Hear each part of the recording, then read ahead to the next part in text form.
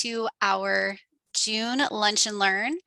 We are celebrating National Homeownership Month. My name is Amanda Lakin. I'm the Communications Director for the Nevada Housing Coalition. And as always, I have just a few announcements for all of you. First of all, we will be recording this session. So we will be sending you a link to the recording and any slides that are shared before the end of the week. If you do have questions, you're welcome to put them in the chat or the Q&A box. We will be monitoring both of those. And some exciting news to share. We have launched registration for our 2023 Nevada Housing Conference. Our early bird pricing is available now through July 31st. So if you are planning to attend, I highly suggest that you try to register before the early bird rate expires because August 1st, the prices will go up.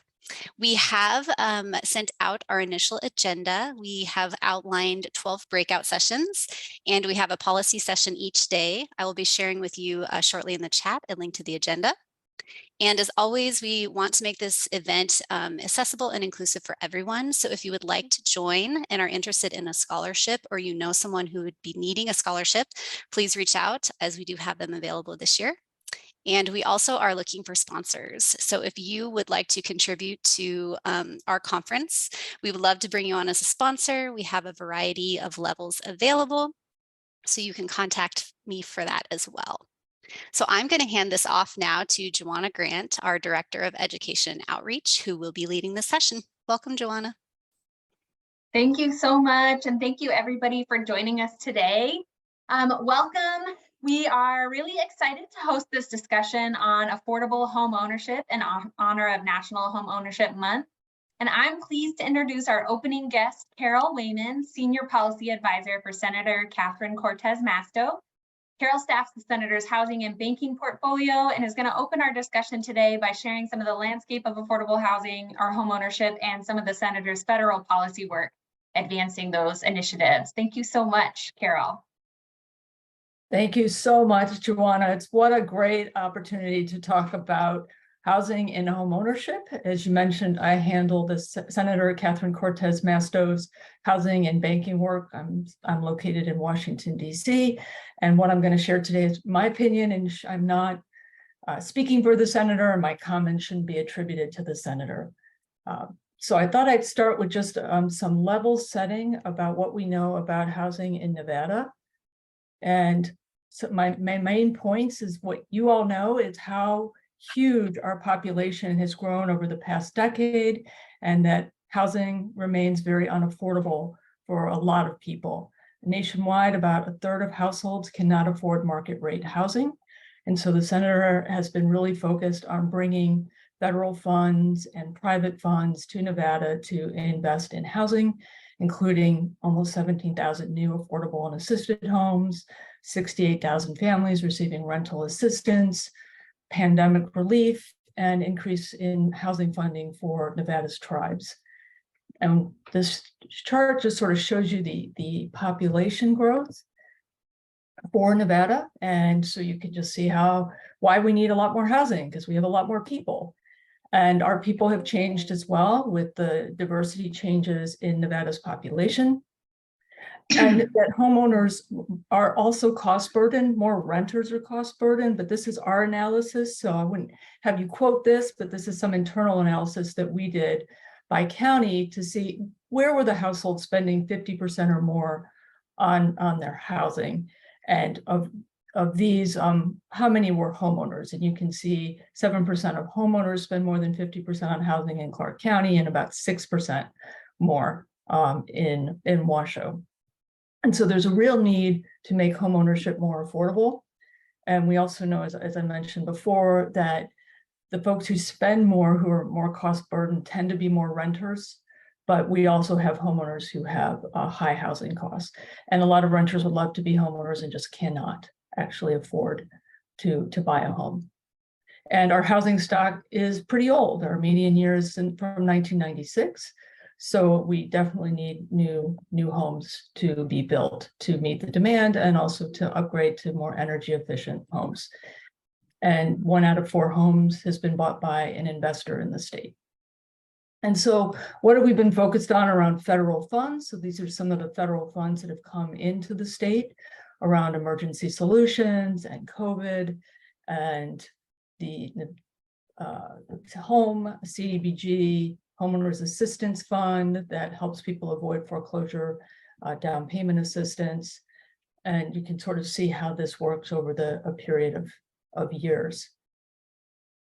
And you can see how much bigger $4 billion came into the state in response to the COVID-19 pandemic.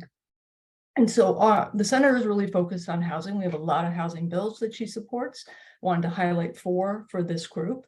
The first is one that's actually a law now. This is the Preservation and Reinvestment in Community Engagement Price. This is this is law, it was in the appropriations bill. It is a $225 million grant program at HUD, and it is available to upgrade manufactured home communities, what are pejoratively referred to as trailer parks. And so this is something that tribes, nonprofits, local governments can apply for. Mandate that it has to have a place with security of tenure. This is just 1-year money, but we have a bill that we hope to introduce that would make this a permanent program. So the other thing we're working on is the Affordable Housing Bond Enhancement Act. This is Senate Bill 1804 that was introduced with Senator Cassidy. And this is specifically for mortgage revenue bonds so that they would be available for refinancing, for repairs and renovation, and mortgage credit certificates, which help make homes more affordable and allow people to actually become eligible for a mortgage. And so some of the changes to the mortgage credit certificate are to improve the calculation of the annual tax credit and reduce the recapture time from 9 years to 5 years. And you can see that mortgage revenue bonds, which are lower cost for lower interest rate mortgages made available through the Nevada Housing Division, have funded 22,000 loans. Most of those all of those actually got down payment assistance. 41% to women-headed households, 30% to people of color households, and the average age was 36. And so this just makes homes more affordable because your interest is lower. And the mortgage credit certificates, this is an annual credit you pay over a period of time. So you get it when you buy the house, and then every year you get this tax credit. It's kind of complicated to figure it out, so we're simplifying it in our bill. And in addition to making it more affordable, the big thing it does, it helps you get qualified for a higher mortgage, because that gets into the calculation of if you can afford it. So we're really excited about both of these bills.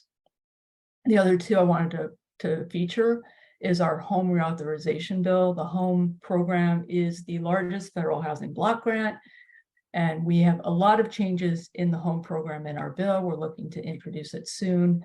The things specifically related to home ownership are increasing the participating jurisdictions' administrative funds from 10% to 15% to allow them to sort of just do all the things that government needs to do to make sure that these funding sources work. There's a lot of different lasagna financing to pull in, and we want to make sure that the administrative costs are appropriate. We're also raising the maximum home price. It's now 95% of the area median sales price, and we know that doesn't work well sometimes in Nevada. So we're going up to 110% plus a change if it works for the secretary. So that gives more people the ability to use home funds for down payment assistance to buy a home. We also try to make it work better for land trusts. I know the Nevada Housing Coalition has done a fantastic job supporting community land trust and raising visibility of land trusts and other approaches that recapture the subsidy to retain affordability. We also waive recapture in case of military deployment or the death of the borrower. And then what we're really excited about is the Home Loan Guarantee Program, which is similar to the CDBG Section 108 program. So you can target your home funds for 5 years, five years times that 1 year allocation. So you can really invest and then pay back that loan. So it gives local governments a lot of authority. And then finally, y'all know we've been focused on the federal home loan banks and making sure that it provides resources for Nevada and the housing and community development. We're thrilled about the Affordable Housing Program, Targeted Fund for Nevada, and the down payment assistance programs and the support for the Nevada Housing Coalition as well. So I'm really glad Iris is here to talk about that. And just thank you so much. The Nevada Housing Coalition just does such great work speaking to the needs of housing in Nevada. And I really love working with Christine and Joanna and Amanda and all of your members. We really benefit from your wisdom. Joanna, thank you so much. Thank you so much, Carol. That's so nice of you to say. And we really enjoy the Senator's team and all the staffers, including you. And thank you so much for helping us make Nevada a better place to live with more options and more affordable housing. That is really exciting. Next up, I want to introduce our moderator, Nia Girma from the Housing Division.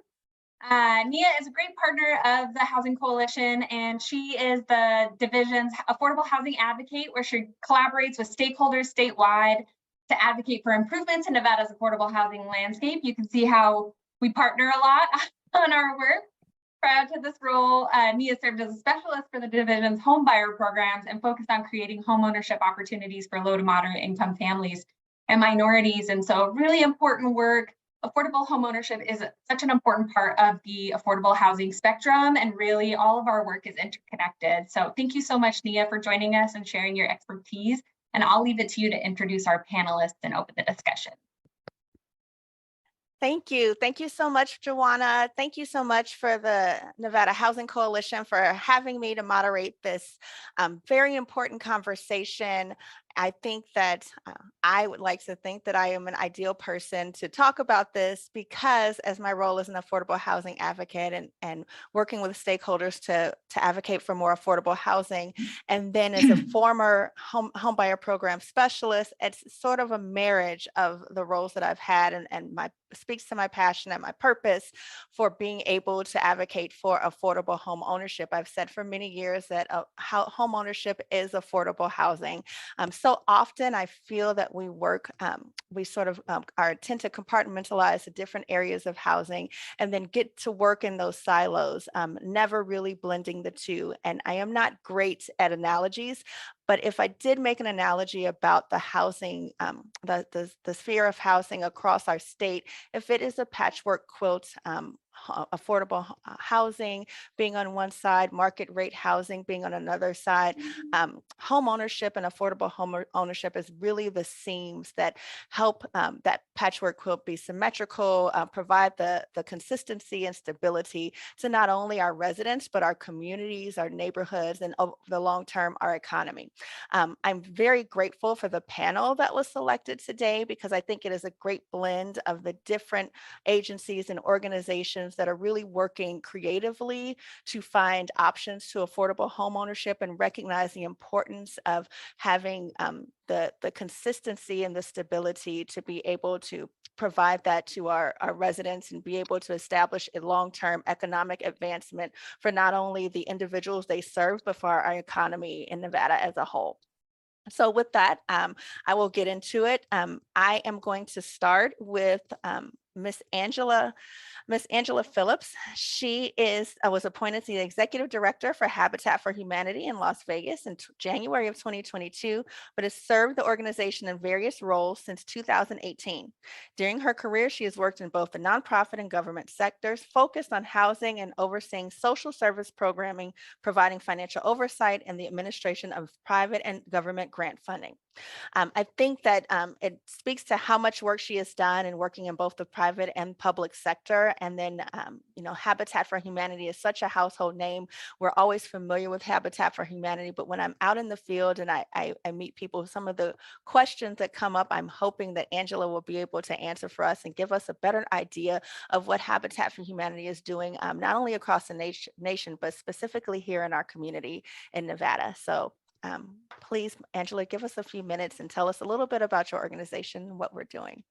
Yeah, so thank you, Nia, and the Nevada Housing Coalition for having me today to speak on this important topic. As we know, there's a whole continuum of housing, and home ownership is part of that continuum as we hopefully move people through the different areas of housing in their lives.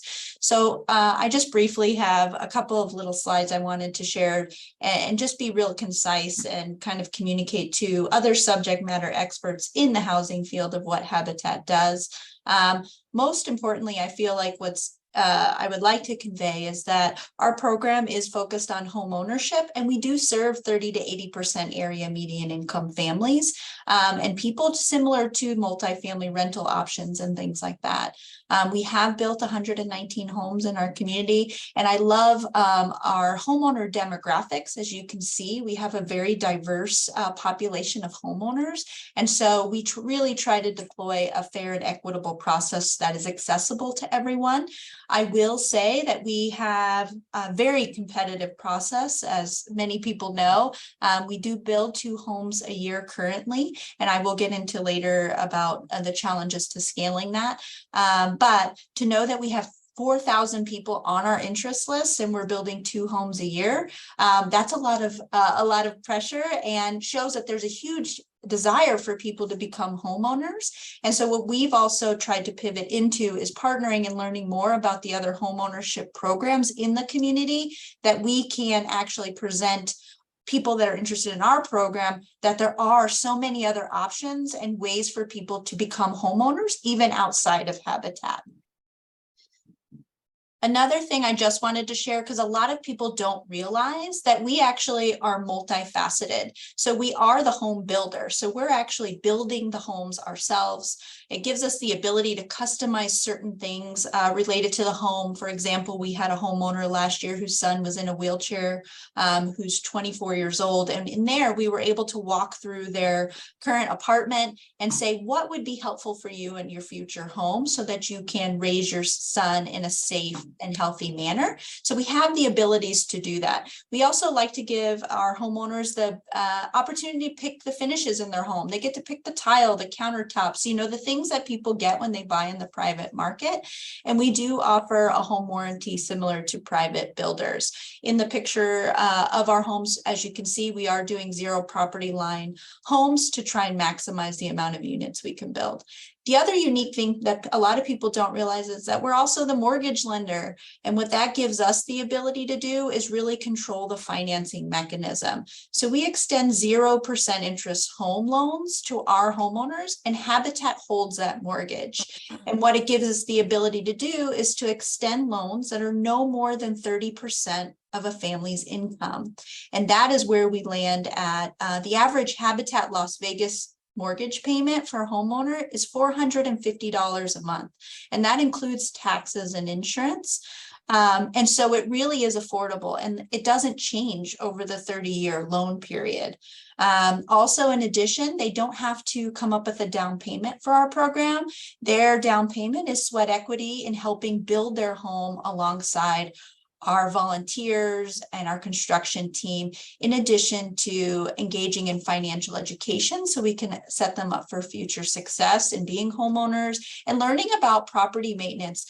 They actually learn how to build their house, which then teaches them the tools on how to maintain it. One of the things that a lot of our homeowners are scared of is one of the last steps of moving into their home is my construction team will go in and actually put holes in their wall and then teach them how to fix them. Right? Oh, These are the things that, these are the skills that sometimes people don't know, or we'll teach them how to fix leaky faucets and different things like that to give them those tools. And then obviously being part of Habitat, we have ongoing supports. We're here for them for the life of their loan. During the pandemic, we saw a lot of our homeowners lose their jobs, uncertain of what was going to happen. And the benefit of being the mortgage lender is I was able to execute a loss mitigation plan really quickly. Within the next day, we were able to do 2-month payment deferments, different things like that. So really it's about retention. When we have a homeowner that loses a job, experiences a medical incident, we're able to look at their loan and create a new plan for them that will last them through the rest of their homeownership journey. So really it's about lifting them up, showing them that home ownership is possible, and giving them the stability without having to worry about pricing fluctuations and things like that. So that's just a little bit about our program that some people may not know. So yeah. Well, thank you so much, Angela. That is a little that says a lot. I'm actually really excited, and it was all encompassing. I would think that one of the things that makes your program unique is so many different layers that you put in. So many times when we talk about affordable home ownership, we may talk about down payment assistance, or helping with retention, or helping with qualifications, or helping with the lending piece. It seems like Habitat for Humanity encompasses all of those things. And I would love to later on, I'm going to pencil a couple of really good questions I have for you, but in the interest of time, because I could speak about all of this for the next 4 hours, but so that we can give everyone the rest of their day back, I'm going to move along to Irise Bailey. Iris is with Federal Home Loan Bank of San Francisco, and she is the Director of Homeownership Programs for Federal Home Loan Bank of San Francisco. She administers the bank's first-time homebuyer programs, WISH, and the Middle Income Down Payment Assistance Program that I'm sure you all are not familiar with because she is introducing to us today. Prior to joining the bank 15 years ago, Iris managed underwriting and compliance functions for independent banking systems. So very, very much a long, rich history in that banking and lending world. So Iris, please share with us what you have from Federal Home Loan Bank of San Francisco today. Well, thank you. Thank you, Nia and Nevada Housing Coalition. This is just really wonderful to be here, and good afternoon to all of you. It is wonderful to see you all online virtually today. I'm going to go ahead and share my screen here. One moment. Here we go.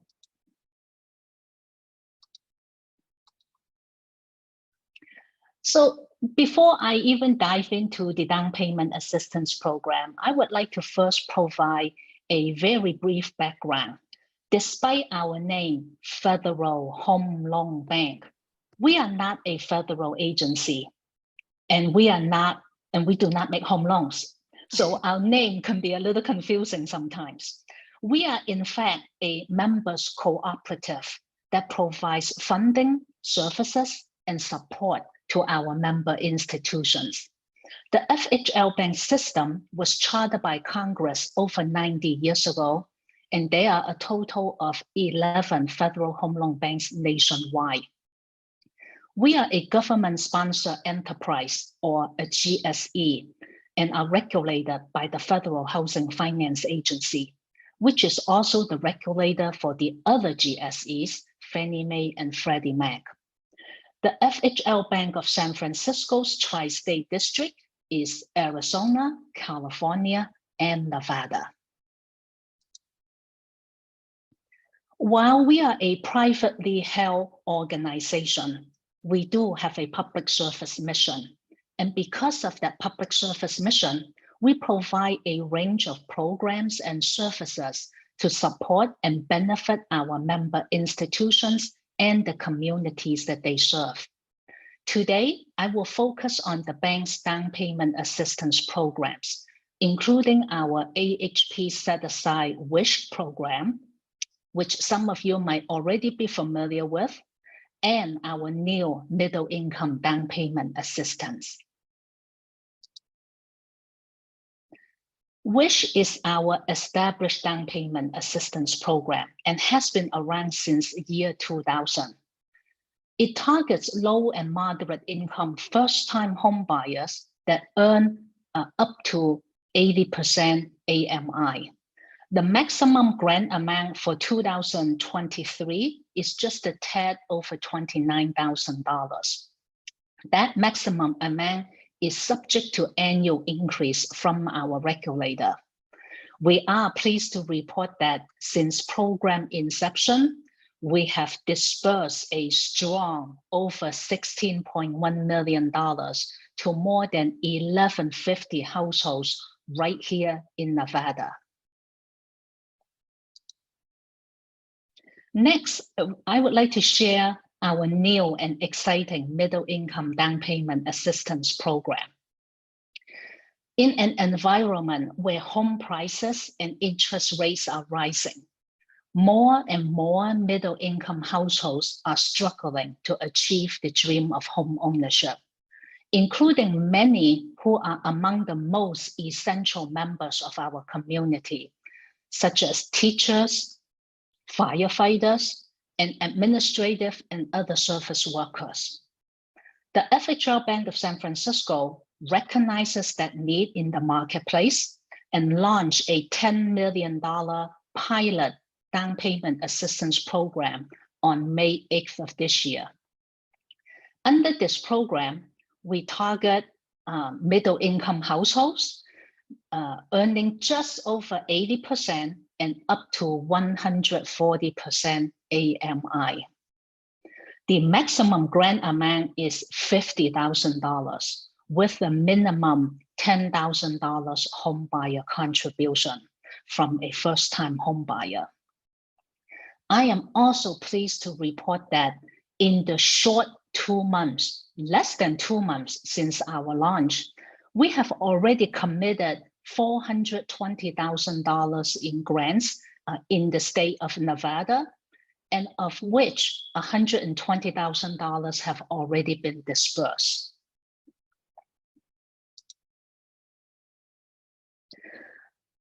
All our credit and our grant programs are assessed through our member institutions. So as that, only member institution of the FHL Bank of San Francisco may participate. Currently, we have 3 member credit unions plus 1 member bank that are offering participating the middle income grant program here in Nevada. We are adding additional member participants to our list, so please check back our website for any updates.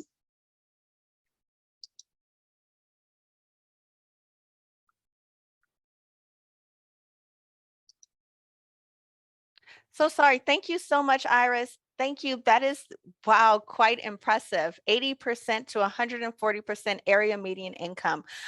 Just these 2 products alone between Habitat for Humanity and Federal Home Loan Bank of San Francisco. I just want everyone to understand that the reach here is our residents that are between 30% up to 140% area median income. Those are our working families.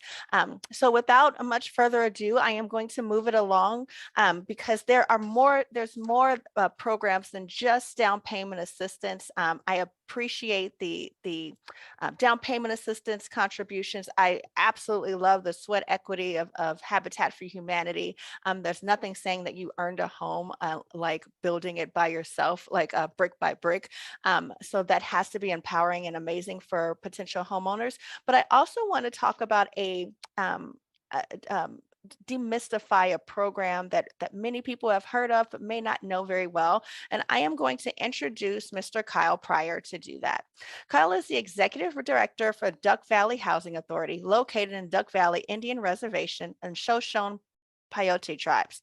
Kyle is an enrolled member of the Shoshone Paiute tribes. He has served as Deputy Director and was the interim acting Executive Director before being appointed to the position of Executive Director. Kyle has also served as elected official and was appointed as chairman in 2006 to 2008, and his service to the community has led him to participate in the Idaho Juvenile Justice Commission as member and a member of the University of Idaho Native American Advisory Board. Welcome so much, Kyle. I wanted to bring you on specifically to talk about a program that you are extremely familiar with that I think a lot of us would love to learn about, and that's the rent to own programs. So welcome, Kyle. Please share. Oh, thank you so much. And thank you to Nevada Housing Coalition for inviting me to participate today. Duck Valley has, for the first time, participated in the low-income housing tax credit program. And so we're happy that Nevada Housing Division gave us the opportunity through a little bit of negotiation and hard work on our application to be a viable program. We have 2 projects. Our first project was a rental project, phase 1 of our NV 622. The second project, which I'll talk about more, is the rent to own program, low-income housing tax credit project. We're building 24 homes, 3-bedroom and 4-bedroom on the reservation. It is a little bit of a unique situation, though, for Duck Valley, as the property and all the characteristics of being on a federal Indian reservation. The land is held in trust by the federal government. And so there's a lot more red tape to go into this project than what normally would be encountered by folks who are living in the counties. So in that respect, there are some added benefits where we can use other funding mechanisms like the Indian Housing Block Grant and some Native American self-determination, housing and self-determination block grant funds to help finance the project. Being in rural Nevada, home ownership is hard overall, but for this program, we'll be able to place and lease up these homes for the first 10 years as a rental, and then move into a home buyer program for these folks. For many years on the reservation, we had a home buyer program, and it was controlled by HUD. It was 1937 Housing Act funds. And in 1996, when the law changed and the color of tribal Indian housing changed, we suffered a setback. It wasn't a great law for some smaller tribes. For us, we survived, but this is one area that we're starting to break into, which is tax credit. And I don't want to get into the minutia of what we go through as far as the difficulties of partnering with non-federal agencies like Nevada Housing Division. We know it's a federal program, but connecting to state agencies and to its is new to our community. And so we're making strides on building bridges to create more home ownership opportunities on the reservation. I think Carol characterized it pretty nicely about lasagna financing. I think it was the term she used. And so that's definitely what we're growing into. For many years, HUD was the sole source of financing for reservation homebuyer programs. And now we're reaching into the pot for other things like home, possibly in the future, and using tax credit for rent to own is like the mutual help program on the reservation, but different. So we're excited for this opportunity and to place 24 families into these nice homes. And that's pretty much it for my portion. Awesome. Thank you so much, Kyle. And I would be remiss if I did not mention that as a proud employee of the Nevada Housing Division, we specialize in forming those relationships and working with community stakeholders and partners across all municipalities and agencies in order to create affordable housing throughout the state. So I wouldn't be surprised if you have quite a few friends here listening on who are ready to hold your hand and walk you through that LIHTC process and that home process. While we are talking about Nevada Housing Division, I cannot help but have a shameless plug about the contributions that our division makes to affordable housing and affordable home ownership. As you know, as many of you know, we do have our down payment assistance program, the Home is Possible program, which has been helping families since 2014. So in less than a decade since the inception of our program, we have helped close to 29,000 families purchase a home. That includes over 1,000 veterans and over 1,200 teachers. And then also my administrator touts a lot that our name also can be a little misleading, Iris, because we are Nevada Housing Division. Sometimes people believe that we are all things housing, and we are not all things housing, but we are certainly a conduit to many things housing throughout the state. Being that we are, of course, with the help of Nevada Housing Coalition and the strong advocacy in their part and their role, are the administrators of $500 million being injected to the state through the Home Means Nevada initiative. That initiative will provide $500 million in affordable housing, which includes $30 million for home ownership, not just down payment assistance, but helping families to be able to age gracefully in place, sustaining home ownership and retaining home ownership. And then we are also a conduit and a proud partner with NAHAC, Nevada Affordable Housing Assistance Corporation, which specializes in helping families, Nevada residents who have been the hardest hits by things like financial burden, distress, COVID, be able to stay in the homes that they have worked so hard for. So NAHAC, to this day, since the inception of the program for COVID relief and unemployment relief funds have helped over 1,000 families over the past year and a half be able to stay in their home. And that's recurring assistance that they use for not only mortgage payments, getting caught up with mortgage payments, insurance, housing insurance, and more. So we are at the Housing Division are very proud to be a conduit of some of those funds that that Carol alluded to and talked about some of the things federally that we have going on. But I do want to ask a few more questions of our panelists, and then I want to open it up to anyone who has questions for our panelists as well, but me first. Angela, you spoke a lot about the different things that Habitat for Humanity does, which we both believe makes your program really unique. And I know that you mentioned that there are 2 families a year, or 2 homes a year, and there's so many families on the wait list. And I think the community that you have here on this call are all interested in pushing affordable housing further. Can you share with me any burdens, unintended or intended, that may come across that create challenges for you in your endeavors? Yeah, so for us, because we're focused on home ownership, and again, everyone alluded to it in their conversations, is you have to layer different types of financing. Currently, the reason why we're only scaling it 2 homes a year is that we are privately fundraising money to build our homes.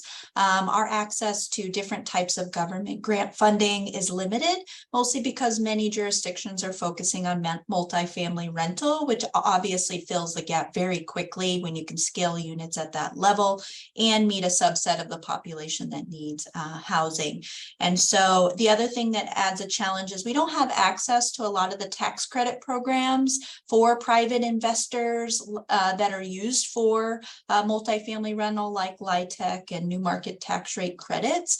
So I have been having conversations with private investors, trying to pick brains and figuring out ways to develop a program that would be attractive for different types of financial investment, because I realized in order to scale, I need to think differently and look at different financing options to accomplish that. So I know there's many subject matter experts from different fields on this webinar. If anyone has any ideas or willing to partner or have conversations, please know that we're open to those to figure out how we can scale.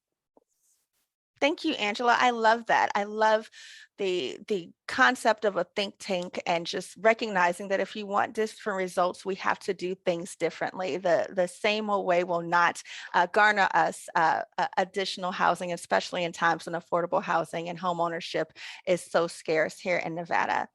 Iris, I had a couple of questions for you as well.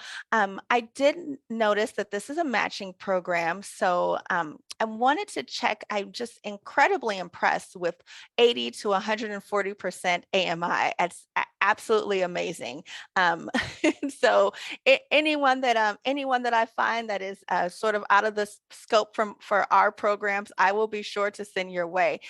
Can you tell me, are there geographical restrictions with this program? Thank you for that question, Nia. So yes, there is geographical restriction for the middle income program.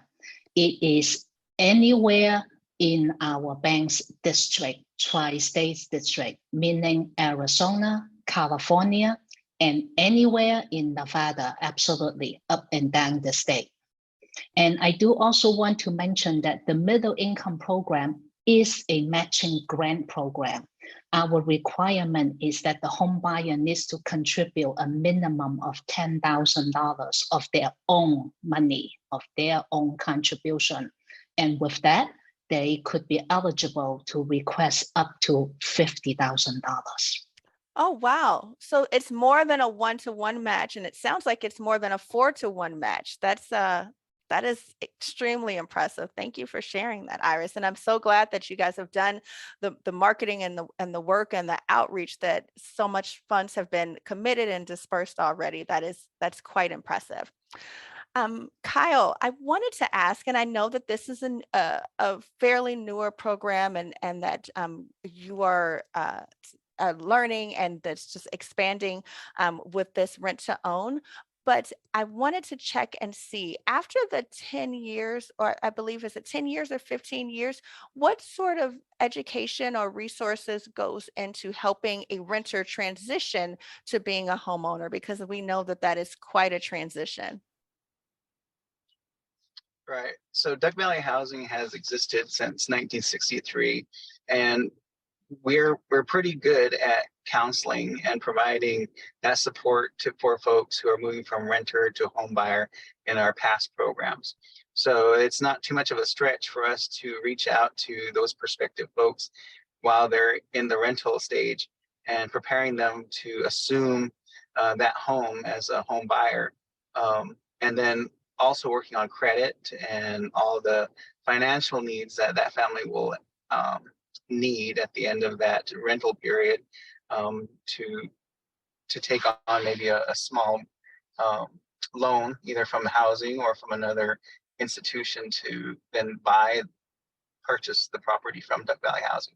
So that's the new old part of this program for Duck Valley Housing, and so that will definitely be a part of this program that the staff is ready to take on.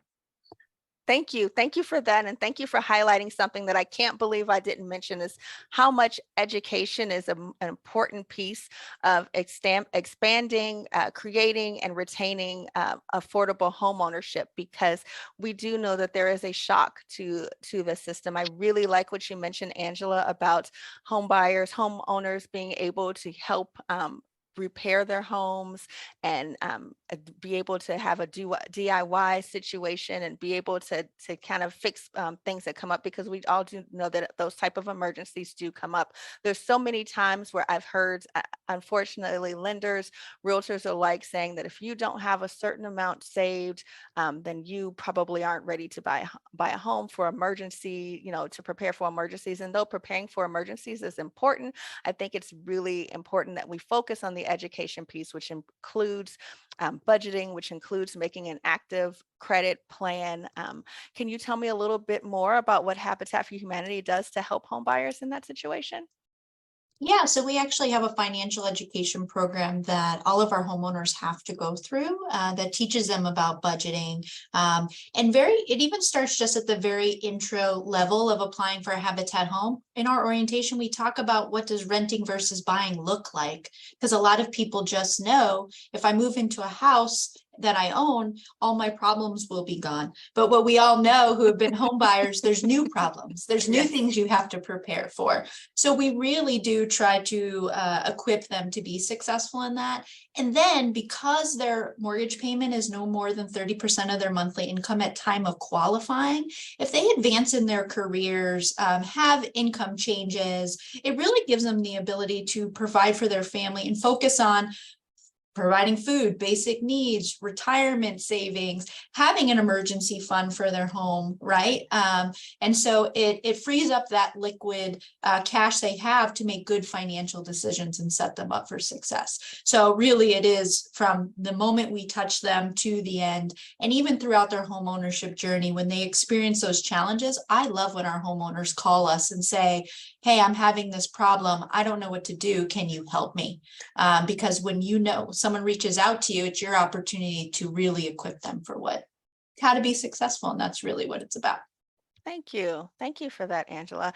That reminded me, I just have to give a great, huge shout out to Carol Wayman as well for mentioning that MCC program that helps so many home buyers be able to increase what they're able to, their mortgage buying, the home buying experience. And it's so necessary right now with the cost of home prices that have gone up exponentially. So, and also with that recapture tax, being able to not penalize a family for growing and excelling and doing better over the course of time is just, it's so important. So thank you, Carol, for bringing that to our attention. And then Iris, I had one more question for you. We hear a lot about WISH programs, of course. We hear about programs through the Federal Home Loan Bank of San Francisco. And because you have such a unique setup by not being a actual mortgage lender, can you tell us a little bit more about how an interested home buyer would access your type of program?